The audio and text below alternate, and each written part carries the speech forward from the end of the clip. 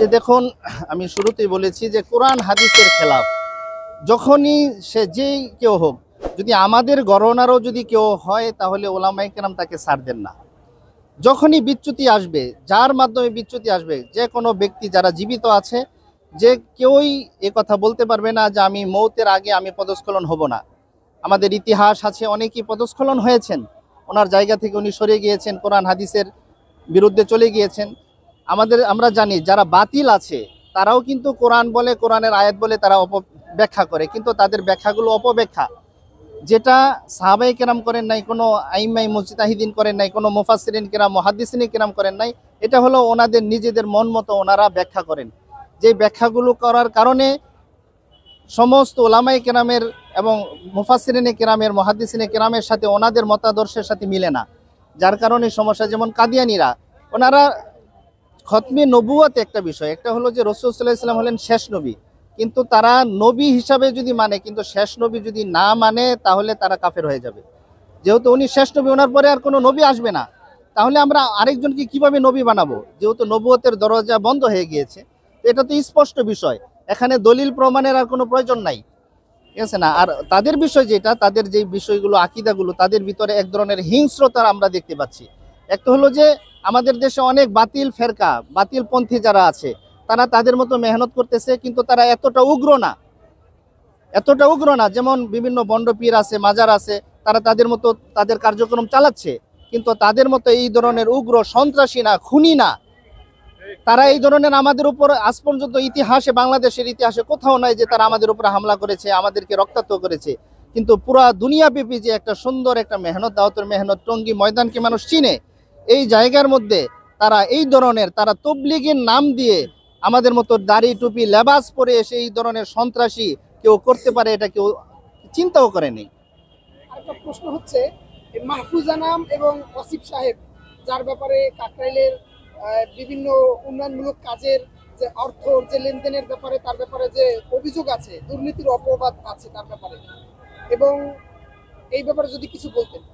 যে দেখুন, এই সমস্ত ব্যাপারে এই সমস্ত বিষয়গুলো প্রশাসন জানে, সবাই জানে।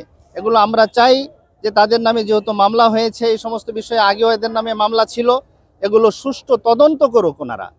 যে তদন্ত, আমরা অভিযোগ দায়ের করেছি, অভিযোগ আমরা দিয়েছি, এখন হলো রাষ্ট্রের প্রশাসনের দায়িত্ব হলো এগুলো সুষ্ঠু তদন্ত করে এগুলোর মুখ সম্মোচন করা, এগুলো শাস্তির আওতায় নিয়ে আসা। আমরা আইন হাতে নিব না, আমরা আইন হাতে আজ পর্যন্ত নেই। আর একটা ব্যাপার হচ্ছে, সাদ সাহেবের বিতর্কিত বিষয় থেকে যদি দুই একটা বলতেন এক্সাম্পল। যেমন ওনার বিতর্কিত বিষয় তো অনেকগুলো, এর মধ্যে একটা বিষয় যেগুলো উনি বিভ্রান্ত করেন, একটা হলো যে দেখেন, উনি বিভ্রান্ত করেন যে ওনাকেই মানতে হবে, যে ওনাকে ছাড়া মানা যাবে না। ওনাকে এবং ওনার অনুসারী যারা আছে, ওনারা লিখেছেন কিতাবের মধ্যে, আব্দুল্লাহ মনসুর, যদি স্যার সাহেবকে যদি মানা না হয় তাহলে তাকে হত্যার উপযুক্ত, তাকে হত্যা করতে হবে, ওয়াজিব, তাকে কতল করা ওয়াজিব। তো তার এবং উনি যে সমস্ত চিন্তা লালন করেন, যেমন উনি বলেছেন যে কোরআন শরীফ শুধু পড়া, শুধু তেলাওয়াত করার মধ্যে কোনো নেকি নাই, অর্থ বুঝে পড়তে হবে। কিন্তু এটা তো আমাদের সাথে সাংঘর্ষিক কোরআন হাদিসের সাথে, যে না, যে কেউ তেলাওয়াত করতে পারবে, সবাই অর্থ বুঝতে পারবে না। কারণ অর্থ বুঝতে হলে তাকে মাদ্রাসায় পড়তে হবে, আলেম হইতে হবে।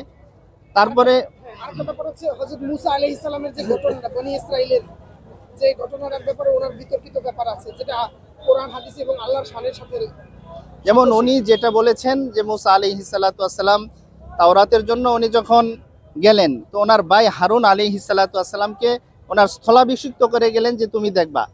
যখন উনি 40 দিন পরে আসলেন, আসার পরে দেখলেন যে ওনার অনেক অনুসারী তারা বাছুর পূজা শুরু করে দিল।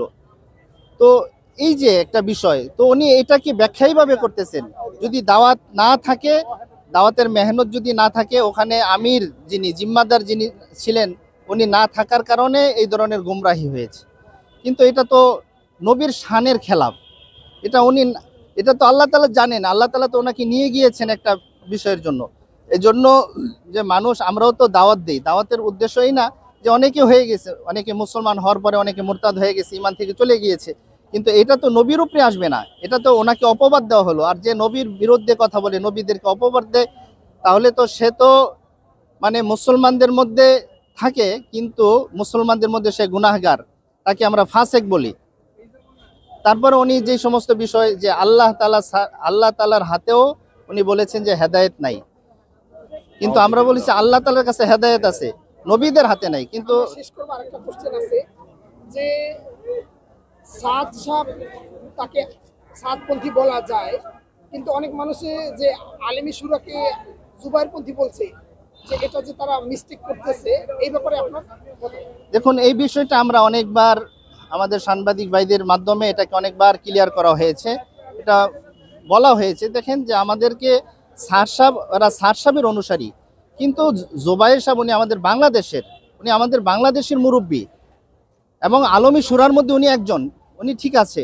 কিন্তু আমরা বলি সবসময় যে জোবায়ের পন্থী বলা যাবে না, কিন্তু এটা মানুষের মধ্যে একটু প্রসিদ্ধ হয়ে গেছে সাংবাদিকদের মাধ্যমে।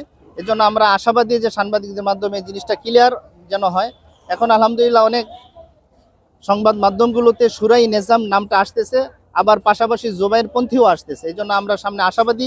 আমরা আমরা আশ্বস্ত করতে চাই এবং বলতে চাই যে আমরা এটা মনে করি যে ইনশাল্লাহ সাংবাদিক ভাইদেরও জেহান পরিষ্কার হবে, যে ওনারাও সামনে থেকে জোবায়ের পন্থী না লেখে ওনারা সুরাই নিজাম লিখবেন।